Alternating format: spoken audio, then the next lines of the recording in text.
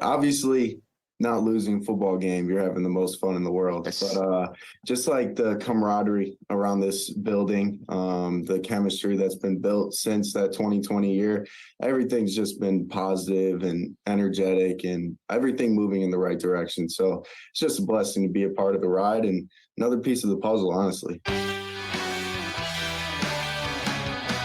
Good afternoon, everybody. That was J.J. McCarthy on the Rich Eisen Show.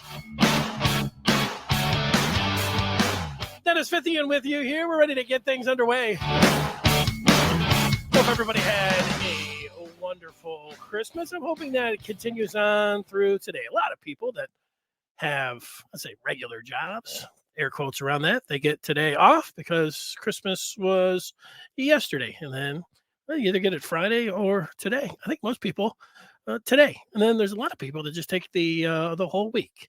And that's nice, especially considering the weather outside. Well, this week is it's finally here. It's game week.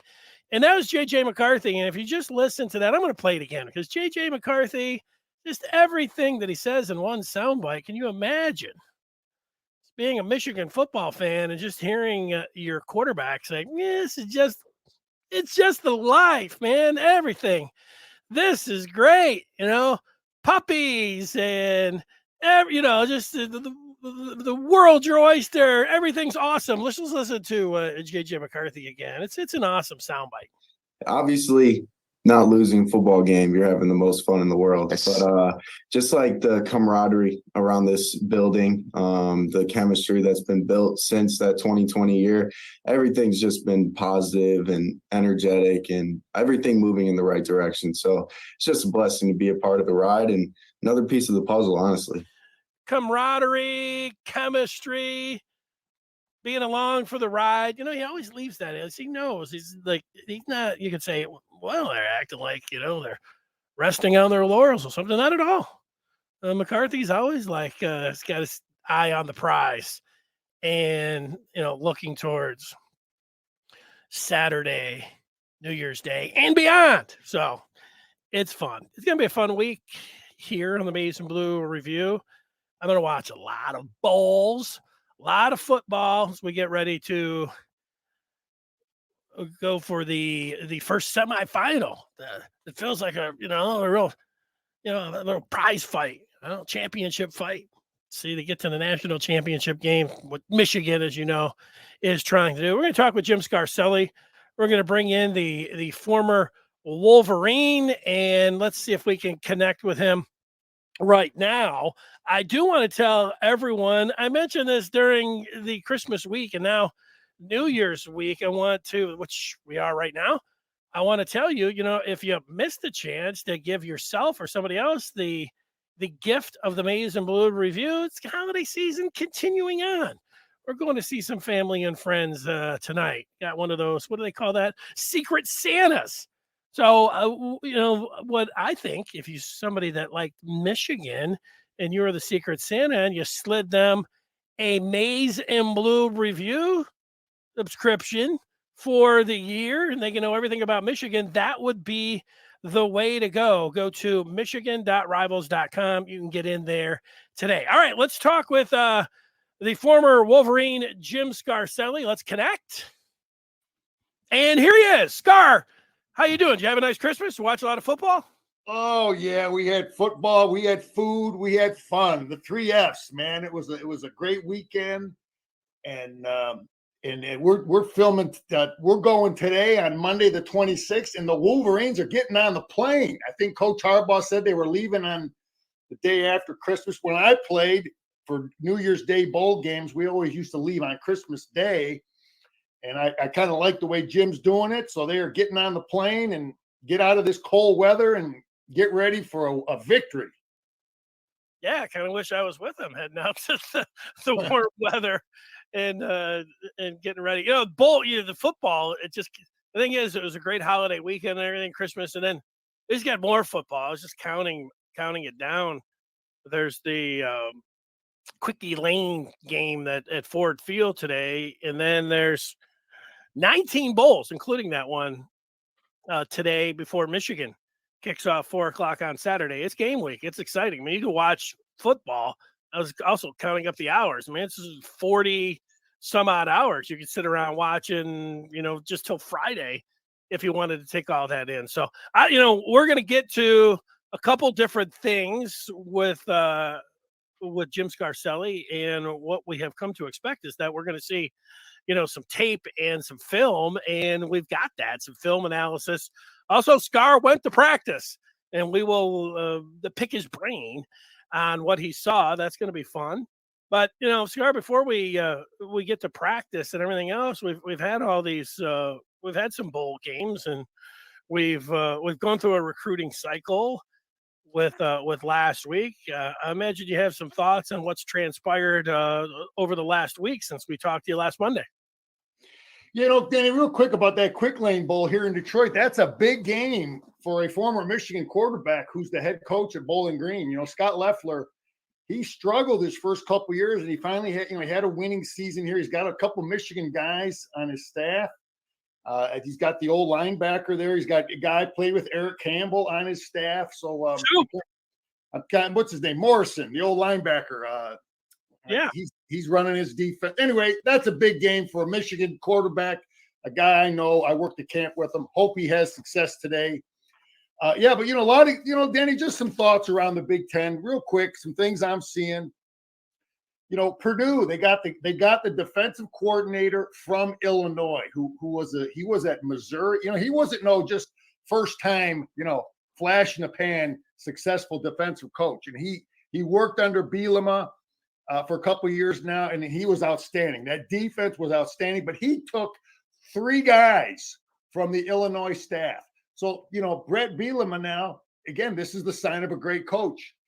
Just like Jim Harbaugh has proven he can do, is can you replace great assistants? So the Purdue coach, Illinois defensive coordinator, gets the Purdue job, takes 3 top guys from Illinois.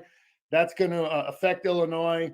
And it's so that's just what it is. What I'm seeing with Illinois too, Denny, is they are recruiting, and they're in on a lot of these kids. I don't know if, you look at, they're always in the final 3 or 4 with a lot of kids. So, the success Illinois had is having an impact on recruiting.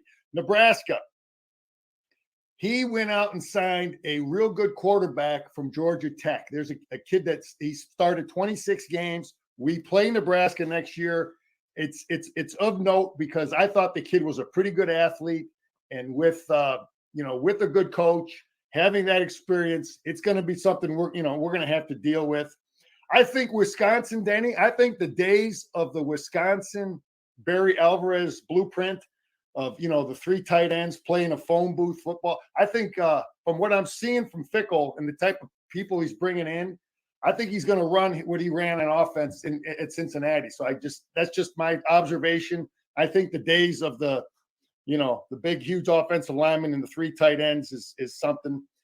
I see Indiana losing kids in the transfer. I think that could be a problem for him. I was hoping Emmett. I know I'm going long-winded here. I'm going to get through it, and I'm going to let you can comment it when I'm done. But I see Michigan State. I was hoping they would be losing some coaches, but it really hasn't happened. I give Mel credit. He's staying with all his coordinators. They appear to have recruited some pretty good players, and they got a decent transfer group in there. I was hoping, they wouldn't recruit as well, but they look like they brought some good kids in. Not a lot of them, but they brought some good ones in. We talked about Ohio State. Kevin Wilson, I think losing Kevin Wilson is a loss for their offense. I think he's a real good offensive line coach, but they appear to have everything else in place. Notre Dame has lost some kids in recruiting. I think that's of note. We always ran into – I know Michigan always runs into Notre Dame in recruiting, especially in the Midwest. So, the more problems they have, the better it is for Michigan. It's easier for us to recruit. But and a kid that decommitted, a local kid that I think is a really, Quiddy Pay type, Rashawn Gary type kid is the kid at West Bloomfield, this Swain kid. So he decommitted from Notre Dame. That's a kid that, we want to see Michigan get. So I know I threw a lot at you. Those are some just general observations about recruiting and Big Ten. Danny, your thoughts on some of that? Yeah, I just look at the Big Ten, and you mentioned all those coaches and just how tough it's going to be. I think all of that is spot on. And then you're just going to have one more year with the way it's been the last couple of years, where you're going to have divisions, and then you're going to have USC coming in, UCLA coming in, and then they're going to a 12-team playoff. I mean, this thing is going to be changing and going to be upside down pretty quick. So enjoy this year if you like how it is, and then you're going to get one more year of it next year. Then it's all going to be changed up, and it's mostly as you see it aligning SEC and Big Ten, and so heavyweights all the way through that, and everybody else kind of being left on the side of the road. So it's heading into this bowl season, it's something to keep in mind. I'm with you. Denny, on a national level too, some of the NIL people that are just over and a top. I think the University of Miami is I think they're they are willing to pay these kids, and they are doing they're getting kids. I mean, they got one of our guys. What was the guy's name? Nevin Shapiro back in the day was the guy that was the booster over there. I think they got a bunch of guys like him again down there in Miami.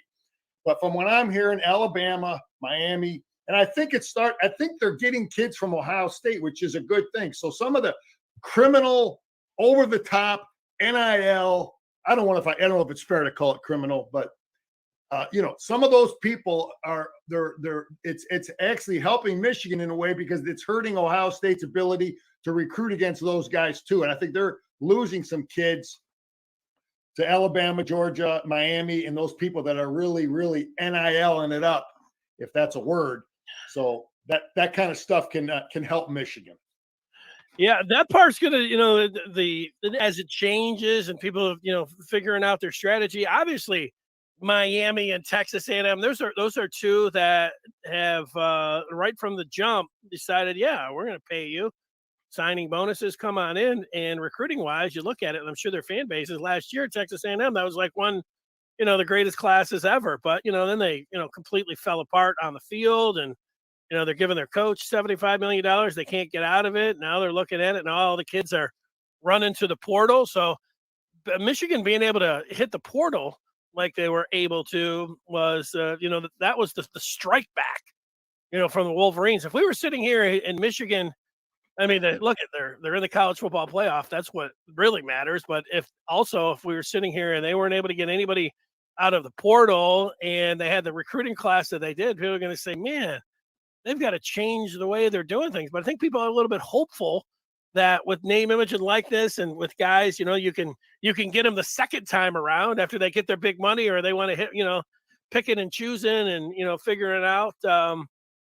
It's also fascinating, to watch and, to see how they're going about it. I'd tell you this. I think that's where the strength of Harbaugh comes in, of being in the NFL, college football now, where you gotta have scouts across the country. You got to have the boards and looking at all. It's not just recruiting the players. It's also hitting it on the transfer portal, overseeing this. Harbaugh knows how to work all those angles. And, you could tell just by, the way this team is materialized and what he's doing behind the scenes. I mean, he knows how to work these angles, and he's at the front of all of this, even if some people are still wanting more, from recruiting. Maybe that's going to happen over this next cycle, but he's on top of all this. I think people feel pretty good about where they're at with Jim Harbaugh at the top. Yeah, I talked about that last week, that I think we're really positioned well because of his his background as a player and coach in the NFL. And it looks like the Maize and Blue Review had indicated there was in an article last week about Ward Manuel and some of the different NIL options that are Jamie Morris is running something, and we got Jared Wangler running something. So there's a whole bunch of different people out there working. But you talk about the transfers too, and I don't know what role that is playing in our ability to bring these guys here. We just don't know. We're not in those meetings, but I would imagine that some of that is in there. And if you make, the transfer thing is big for if you made a mistake in recruiting, or you got guys that you recruited at a certain position and it just didn't work out. And then you get, you get in a problem, you can fix that problem real quick with the portal. And And we brought 7 really. I've looked at every one of those guys on film, man, and every one of them is going to have a real good shot at starting. Well, except for the Indiana transfer, and he knows what he's, the role he. But I was always impressed with him. He had some good years over there. There was, he started a lot of football games, so he'll definitely be a good solid back. He's an athletic kid that can that can run and throw, and he's played in a lot of big games. So I think that position is shored up there pretty good. But and again too, Denny, some of my sources telling me about Ohio State is that they're having trouble with some of the NIL commitments they offered these kids during the recruiting process. I'm hearing more and more about that, about grumbling about the Ohio State kids that were promised these things during the recruiting process, and they've got some locker room issues over there. And I'm hoping that is true and it plays out. And maybe after the bowl game, we'll see some of these guys leaving, or more. Again, the more problems we have in Columbus, the better it is for us. They want more than tattoos down there in C-Bus now. Let's ask you about practice. You were able to get down there and go to a practice before Michigan left today for Glendale for the Fiesta Bowl. So tell me, what was that like? What stood out to you? I went through 5 bowl prep as a player. And, I just got to tell you the first thing, Denny, everybody's gone. All the students are gone. The campus is empty. And it reminded me of those days of, you're up there busting your butt, grinding, practicing, hitting, and, everybody's gone and you're working. So that part of me, it came back where, it's tough. I know there's a lot of people that don't have any sympathy for that, but I did it as a player, and it's tough on those kids to be up there practicing and working. It is what it is. You're on scholarship. You got to earn it, but it just brought back those memories from that standpoint. And but look, Denny, obviously I'm not going to sit here and give a scouting report and get too in depth about some things, but I saw a lot of energy. I saw a lot of people healthy, looking healthy. That, I think we're a healthy team. I'm going to leave it at that. We're a healthy, fast, strong. I really like, and I played in the when there was a lot of contact in the preparation, a lot of hitting. And I love Jim's philosophy, his preparation, the amount of hitting. It's about getting guys in the right spots, getting guys, get them physically and keep them physically and sharp, and maybe a little bit of some good one-on-one, one-on-twos when we get to Arizona, maybe one day. But the contact was smart. Nobody's standing around. Jim runs a real efficient practice. Obviously, we're working on, I see what, we're working on TCU, and I see their offense out there. It's what you do. You put their numbers out. You see number 1 and you got number 18, for our demo squad working against those guys.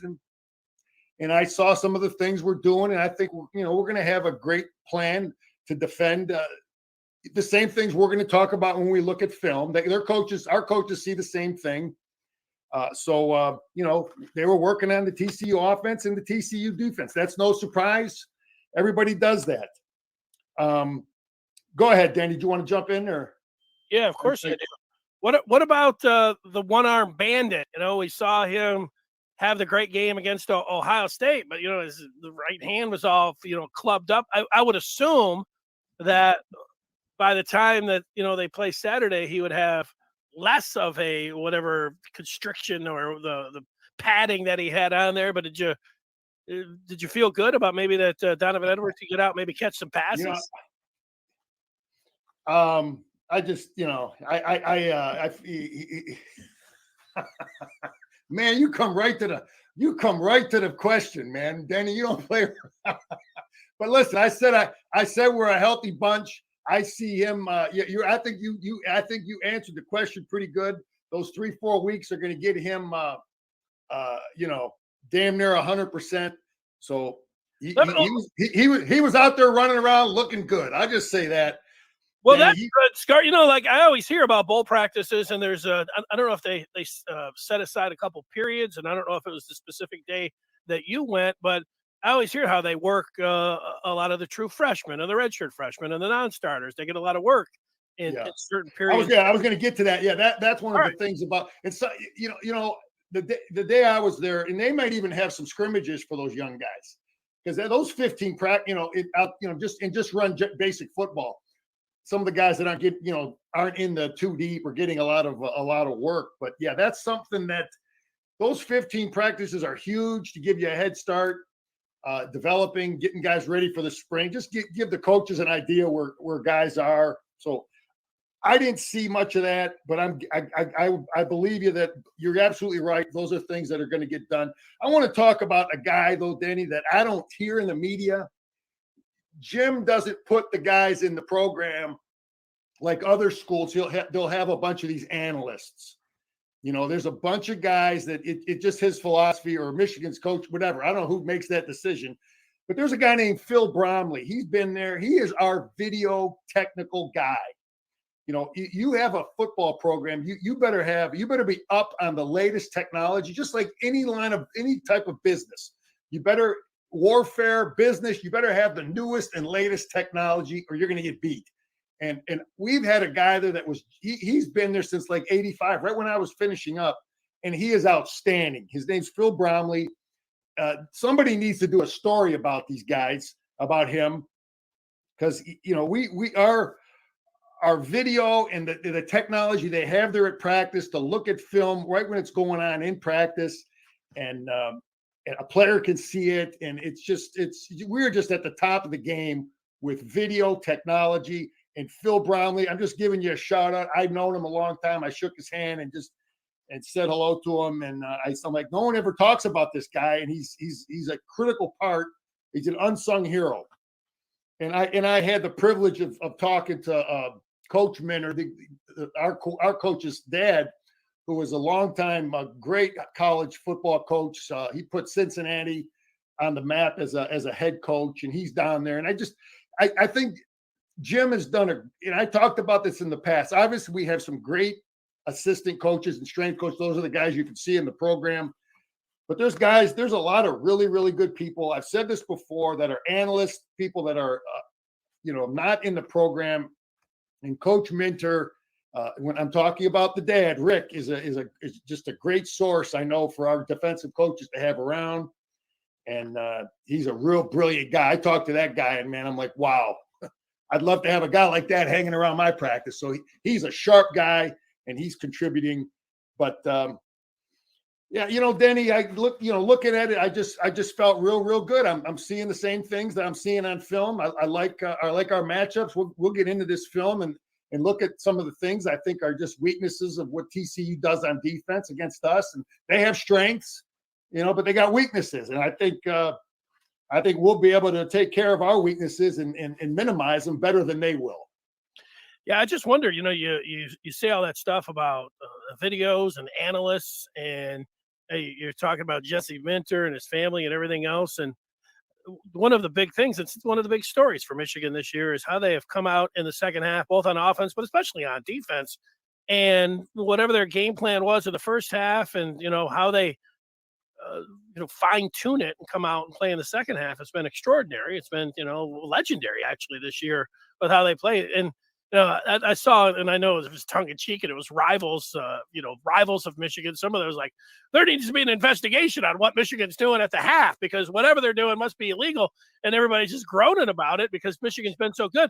It's probably these analysts, it's probably the video, it's probably the structure, and whatever they do, they sit down and they're able to funnel all that information and then get it to the coaches who are able to relay it to the players and come out and fine tune that game plan for the second half. I bet that all that stuff that you talked about right there plays into their masterful job at the break this year for Michigan football and how it's paid off for them. Yeah, it's funny you say that, because I remember as a high school coach, there was one school that a lot of the coaches always were like, man, these guys adjust so well, because there was no video back in the day when I was coaching. You couldn't, but you had your VCR camera, you had a guy filming, and coaches could have technically, if they wanted to break the rules, look at that film to get a real actual slow down picture of what the opponent was doing. And it was illegal to do in high school. Okay. But the rules have changed. You can look at the video now. You can see everybody sees what the coaches and players can look at the video. But Danny, you're absolutely right. And coaching is that's a big part of coaching. Obviously the halftime adjustment is big, but coaches got to make adjustments, in between plays too. You can't always wait till halftime, but right. it shows up on paper. It shows up with the stats that our coaches do a real good job at halftime. I attribute that to really smart coaches, but I also attribute it to a lot of depth and what we do both sides of the ball. We play a lot of players, and I think depth is a factor there too. But I was just really impressed with practice. I think the energy's high, and we're leaving. I just like everything I saw. I got to stand next to some of those kids, and man, you're just real impressive looking athletes. The young freshman, the tight end, boy, he's a good looking, athletic, tall. You can see why he's doing well, and he's just going to do nothing but get bigger and stronger. But he's a good looking, athletic, on the hoof athlete. Did Colston Loveland have bigger arms than you, Scar? Did you go up? He might have me beat, Danny. I think I'm losing it. I've lost the throne, man. I used to have him, no more. But yeah, there's they do a good job in the weight room, and they've recruited some big, good looking athletes, and it shows on the field. Well, let me follow up there. Like, you're standing over there, and this isn't, telling me too much, or telling everybody too much, but was there a signal out a couple other players there? Like, were you standing over there and thinking, wow, this Braden McGregor is, even faster and even looks more impressive physically when you're there seeing him in person? Jalen Harrell, 32, I was standing next to him. Guy's a full helmet taller than me, and he's ripped. Danny, to be honest, to answer your question, I would just say this, man, that because it isn't one or two kids, and we have recruited good-looking, tall, athletic guys, and then we do a great job Taylor Upshaw's he looked a lot bigger and stronger than I saw him, last year. It looks like he thickened up, and Derek Moore's a good-looking prospect, big, thick, strong kid. And I stood next to Grant, the big freshman. Is a what was that like standing next to? Danny. These guys they're not going to get pushed around, man. We're not getting, we look good coming off the bus too. We got some good-looking athletic. We recruited well. I don't want to I can, if I want to talk about some previous eras. And it was just a philosophy, when I went and watched him under Rich Rod, watch practices. I think, he just had a different philosophy. He was more emphasis on speed. He didn't put such an emphasis on size in some of those things. We were just a smaller team, and you could see it through all positions. But it was his philosophy, and it is what it is. Jim is recruiting big, strong, fast guys, and he wants them to keep their size. And Ben Herbert does a great job of making sure that happens. So, yeah, Danny, I can't point out because they all look good, man. Jeff Percy's a good-looking, big, strong offensive tackle, and Schoonmaker's a good-looking kid. These guys all look, they look just as big and strong on TV. They look like that in person, man. Yeah, I tell you, Rich Rod, he had it all figured out on offense, but if he would have emphasized things like defense and special teams, maybe that would have worked out for him a little better. All right, let's move over and watch some film here in a second, Scar. I wanted to ask you because it was brought up a number of times. People looking at TCU's schedule, and I remember the first chance that you went out and we're taking a look at some of their games. You thought the team that was most similar to Michigan was Baylor, and we saw some of that film. And I remember asking you about Texas, and I remember waiting for that game and all the things that were going into it, and everybody thought it was going to be this 65, 63 game. It ended up being, a 17-10. So a real way different than it looked like heading in. But obviously TCU had a lot of success defensively against Texas. And have you looked any further at that game. And I know this morning I sent you a text on it because somebody was asking. But do you have any thoughts there on Sark's Longhorns against Sonny Dykes? Yeah, Danny, both of those teams are pretty similar on offense, and they both defended each other well. It was a low-scoring game. Texas' only score came on defense, so that game would have been 17-3. But both teams were defending each other well. But like I've said, the matchup for our offense against the TCU defense, that's what I like. And we're going to show, I'm hoping we're going to see it big time, in a couple of days here. But I thought the Texas quarterback didn't have a great game. Texas doesn't have the run game. They don't have the big 2-3 tight end game that we have that will, I'm hoping, exploit what TCU does. Yeah, TCU looked good against Texas. Okay, their offense was good enough. Their defense looked outstanding, but that Texas offense isn't the Michigan offense. So our offense is going to be a lot more problematic for the TCU defense. What else do I get here? Yeah, but I just, like I said, there's certain, it's all about matchups, and that to try to just try to say, well, yeah, TCU looked great against Texas, and that means it's going to be a problem for Michigan. Well, I don't know if that's a fair deal there now, because okay, maybe Texas will be good defending spread, but we're not going to be in the spread all day. Our TCU, so we're going to get into this, Denny, and. Enough on that game. It was a different matchup, and you got me on here now. You got this first play here. Yes, okay. I did. Okay, so this is their championship game, and this is Kansas State's first drive, and here it is, 3rd and 8, and bring 4, force QB to make a throw. JG, I kind of got a feeling looking at this, what their game plan was in many cases, was to try to make this quarterback beat you with his arm. They didn't want him stepping up in the pocket, getting outside the pocket. Sometimes they brought pressure, and we'll look at that. But what they do here, this first down tells you that they just want to keep this guy in the pocket and make him make a good throw. So let's take a look at it. They rush. They don't even bring guys off the edge. They bring a 4th man, but they're just kind of mirroring guys. They're not trying to get upfield hard. And that tells you they don't want this guy stepping up in the pocket. You just throw the ball. That maybe they don't have a lot of confidence in his ability to throw it, but he obviously completes it there. So here we go. This is the same drive. Now here's 3rd and 5. Same thing. They got 3 guys in the defensive line here, but now they widen him out and they end up bringing 2 of those backers. So there's a different look. They brought 4 the down before, and now they're bringing 5. And we'll look at this. We've been working on this. We got to be able to protect all these different looks. And there's the kid throwing a bad pass. So that's what we hope.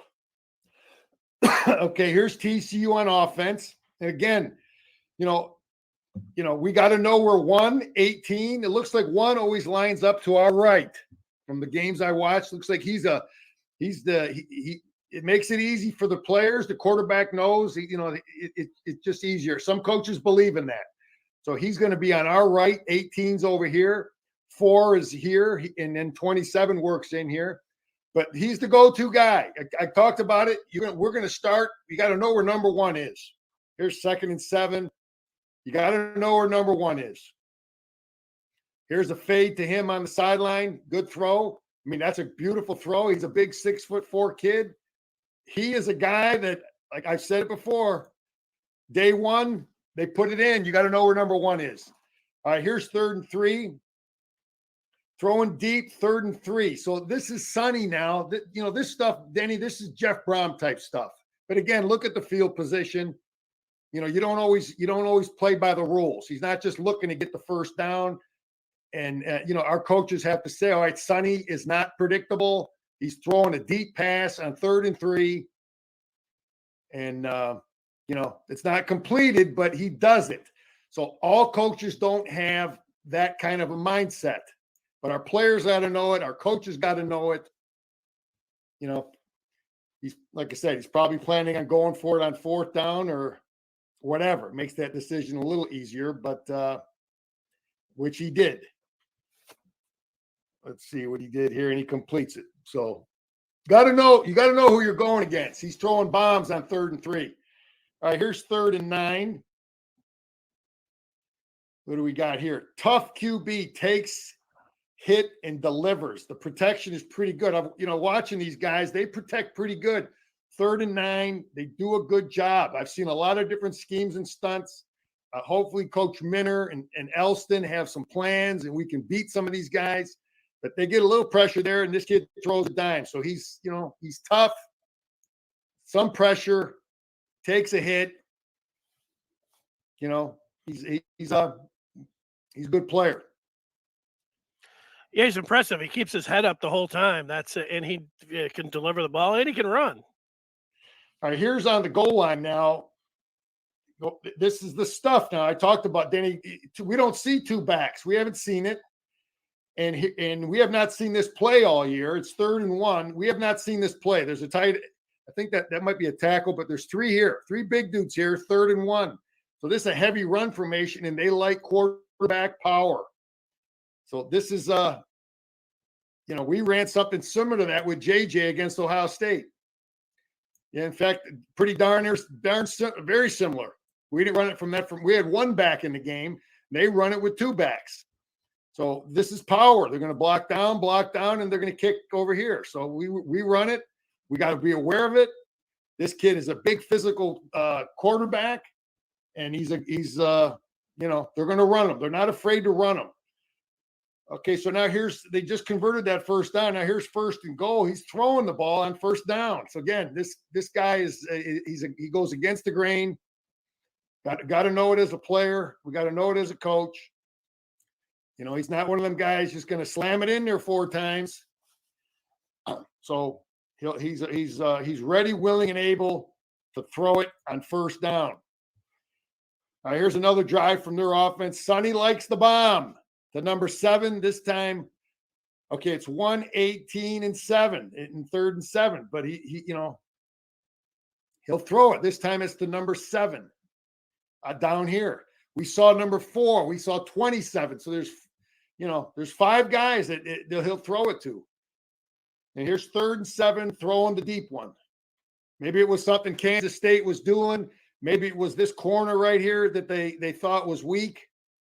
But they've thrown a couple in this game.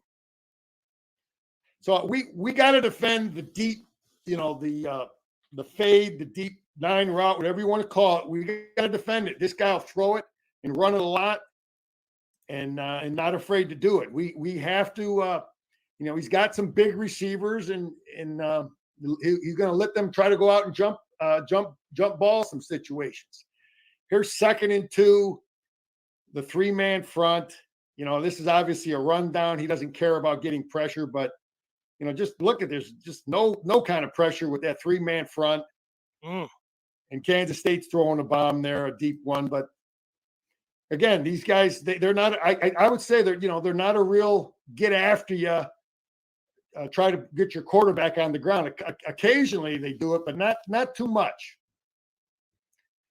So that's a nice pass and throw. Now here's 3rd and 8 against the TCU. This is a pass down, and they're running a form of jet mo. So again, Danny, our coaches will look at how teams adjust. What are they doing in this formation? They're going to look at a formation, and then they look at what are they doing with jet motion. Fake QB power away from jet. So we have this play in. We have this play. So and now they're running power here away from jet motion. And they ran the jet, but they faked the power weak with the quarterback power weak, and they run jet, and they rip them pretty good in there against that defense. So, but it's 3rd and 8, and just wanted to point it out. Okay. Here's power looking good against this defense. We've talked about it. I love these angles, and this is one of our best football plays, 2nd and 2, and then they're just giving it to you. We're running power week here. Because a lot of teams. I would have. That looks like a gimme over the right side. Yeah, because we got great angles here, Denny. We got guard, tackle, tight end. We got great angles. We're blocking down. Then you got the extra tight end fullback here. This is our Bredesen formation. We run this. Got great angles, and they're in looks like a pistol. We don't, but they block down, kick out, lead up in there. We run that exact play, and we'll rip it just like that. So when you say Texas this, Texas game that, Texas doesn't run this stuff. Kansas State ran that stuff. That's why the comparison, it's a different team, man. Different matchup.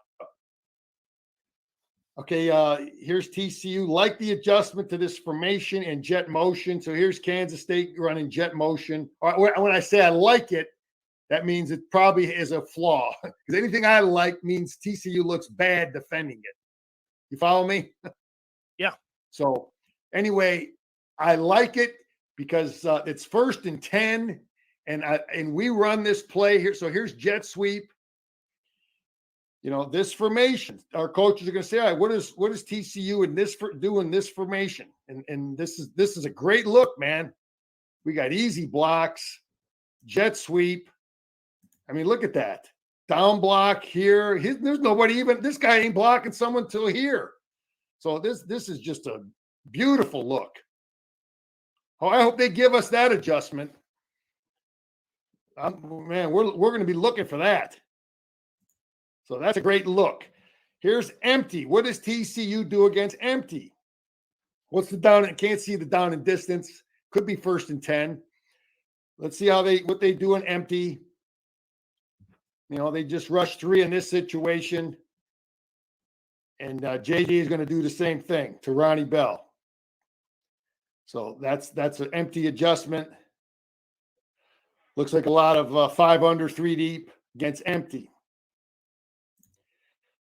Okay, here's on the goal line. What are they doing on the goal line? Okay, so this is a touchdown.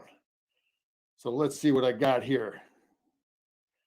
We run this on the goal anytime. We run it. Let's see how they block it.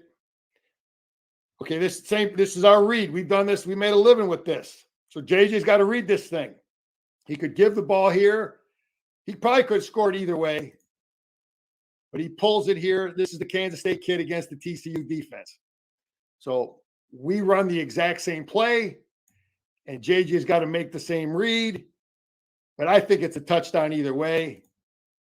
And good job by the Kansas State kid. So JJ will be looking at that film and seeing how they defended that read option play. Good luck. Yeah. So, but that's what the quarterback Coach Weiss will have JJ looking at those edge guys to seeing how they, how are they making that read difficult for you? Can never let them get this going. We cannot let them get this run game going with the backs. Obviously we want to stop the quarterback too, but we cannot let them get the running back run game going. And they get it going against Kansas State here on a good run. And this is where we start. I think you always want to take away the run game. If they want to run their quarterback, we can smash him up and get some hits on him, but we don't want to let them get the running back run game going ever. All right, let's see what we got here. Third and 10. KSU mixed it up. Third and long, rush 3 here. They keep the quarterback inside. So they're running. We run some 3-man rush, not a lot. But this time they're making this quarterback try to make a throw, and they get him stopped, so they got to punt the football. So, it's the same stuff. We got to attack now. The linebackers got to come up. But this kid ain't afraid to run. We just got to now get him tackled. So Kansas State did a bit of that. Here's Kansas State running some of our stuff. Here's guard, tackle, tight end, fullback. We run this. And this is the stuff I'm hoping we have the advantage at. But TCU brings 5 defensive linemen in the game.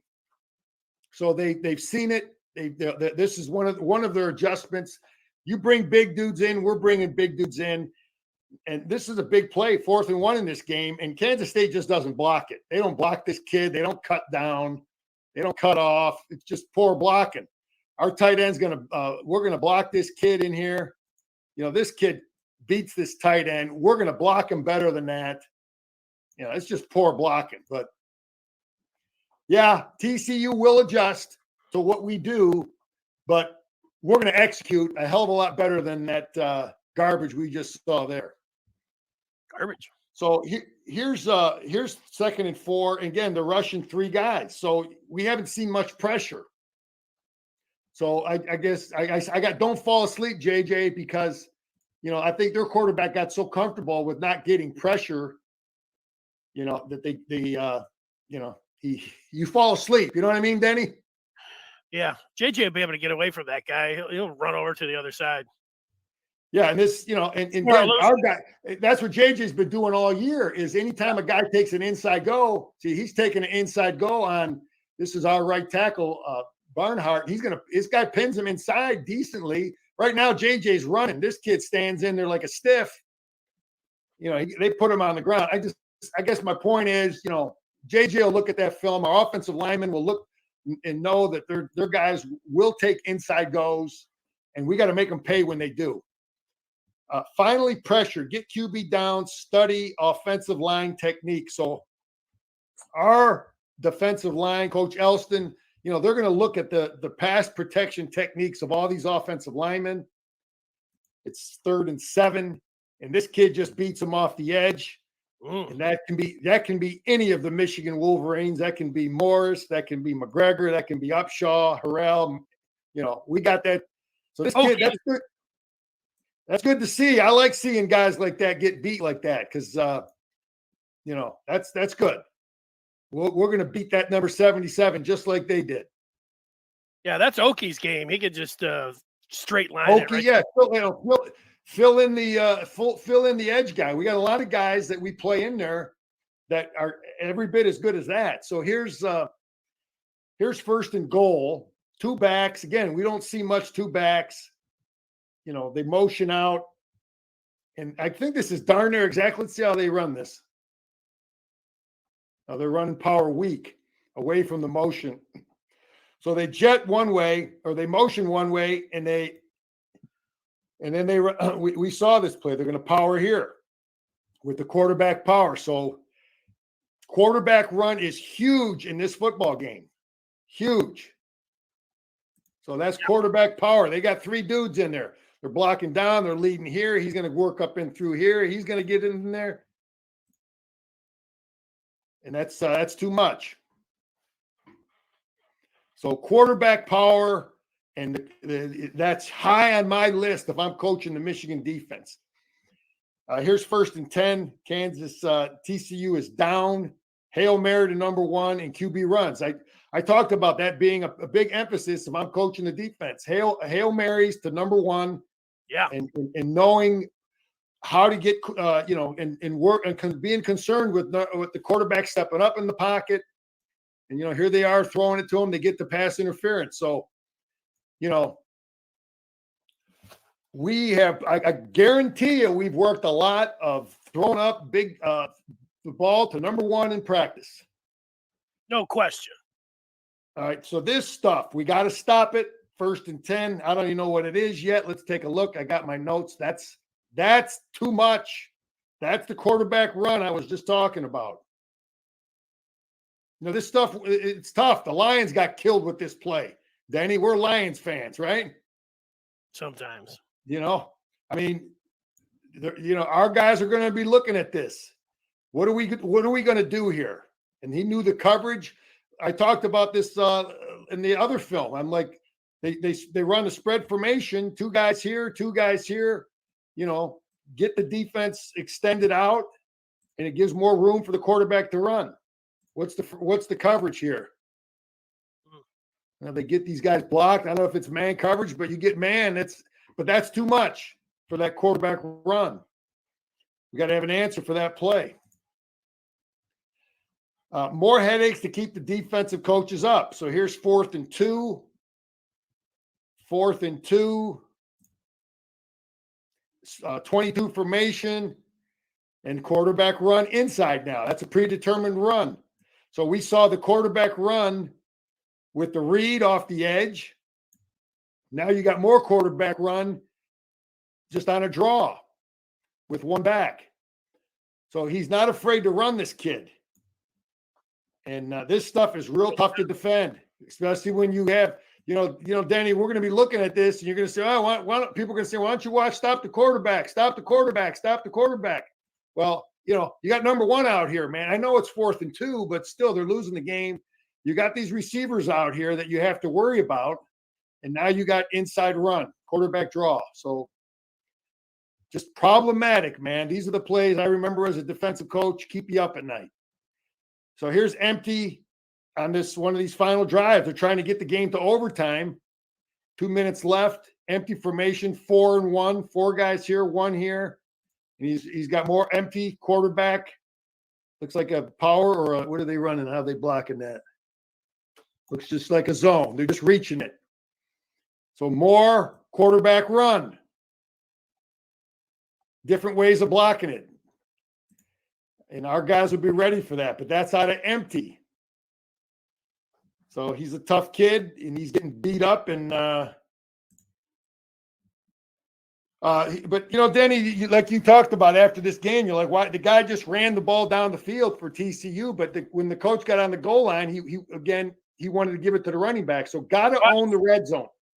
We got to own the red zone, and we got to own the tight end game. When they bring tight ends in, it's one thing to run your quarterback out of the 22 and 31, 41 empty stuff, but we can't let them have any success out of this. This is our wheelhouse. This is what our offense run. We got to be better at defending it than they are running it. So, and here's 3rd and goal to get this game. This is they're already tied up here. Okay, so let's see. So they stuff them on 3rd and goal. Okay, because they're not very good at it. They don't run it like we do so much. And now here we go, 4th and goal. Weakness of spread guys. Danny, this is the weakness of spread guys. Why we run what we run. This is, again, people want to talk about the Michigan offense. This is why we run. We're a diverse offense, but we have a physicality to us when we want to get down here. We're good at running this stuff. We run it all the time. We don't just do it a couple times a game when we get in the red zone. Now here's 4th and 1 to win the game, right? And they're giving the ball to the running back end, and he's stuffed again. Because they don't run it all spring and all fall like we do as with our philosophy.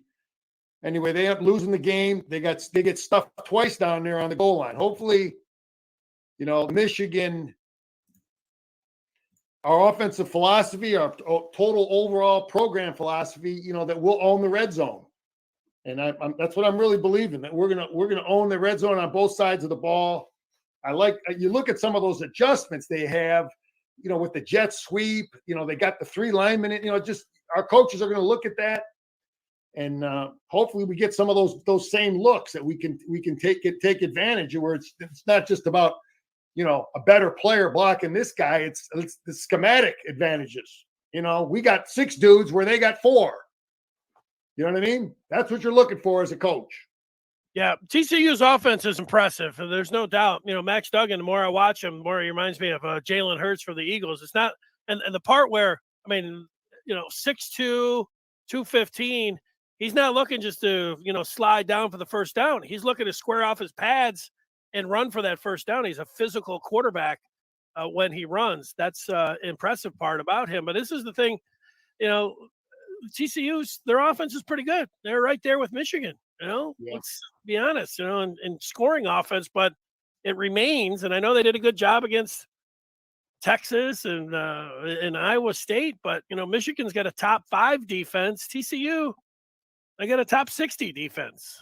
That should be the difference in this game. I hope you're right, Denny. You're seeing it exactly like I do. Their offense is, they got players and they got a good coach that schematically gives you problems.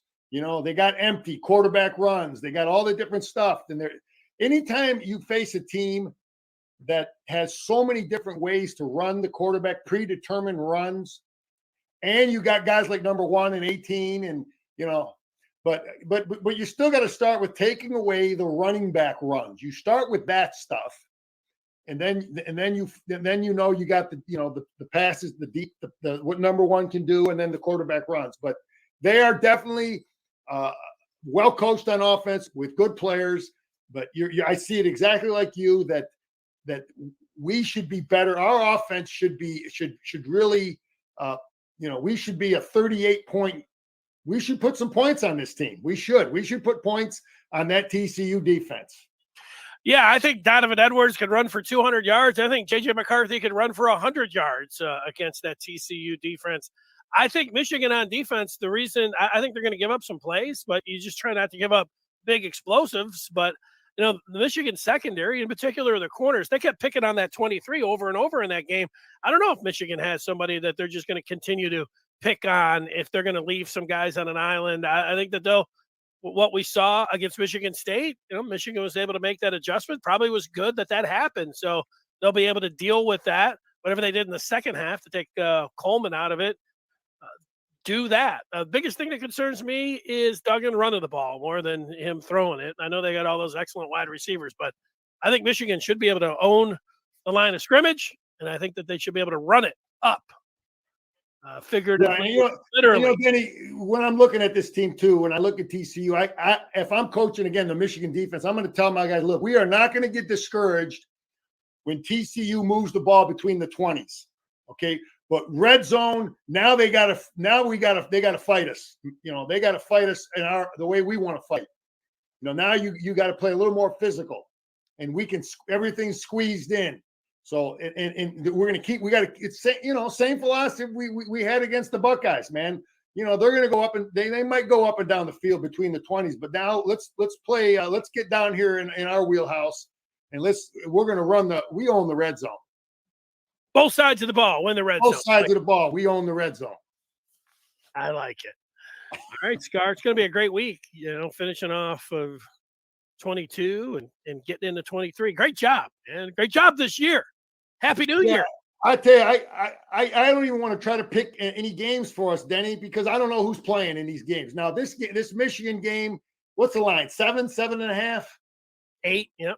Yeah, if I knew, I don't know what the point, Michigan points. We're going to score points. That would be something. I don't know what that line is, but if you want to make a bet, if you want Scar to give you a pick, if it's, I think we're going to score at least 35 points, 34, 35 points. So I don't know. Look that up. I just think we're going to move the football against that defense. So that's my pick of the week. But it's all good, Denny. We'll be ready post game, man. Woo! Look at that. Coming up Saturday, quicker than you think, with all these bowls being played and everything else. Have a great week, Scar. It's always great to talk with you. We'll talk with you after the game on Saturday. All right, go Blue. Hope the Big Ten wins bowl games. That's what we're hoping. We always want that. So I don't. You want to know hey, let me ask you a quick one. It's the question I'm going to ask everybody tomorrow. Are you rooting for Ohio State on Saturday night, Scar? Well, that's the only guy I'm not rooting for in the Big Ten. Oh, okay. How about Michigan State? Are they going to win their bowl game? They're right where we want them. They're talking about basketball. Right. Roll out the basketballs, baby. That's right where we want the Spartans. Right. Talking about hockey and basketball. All right. There you go.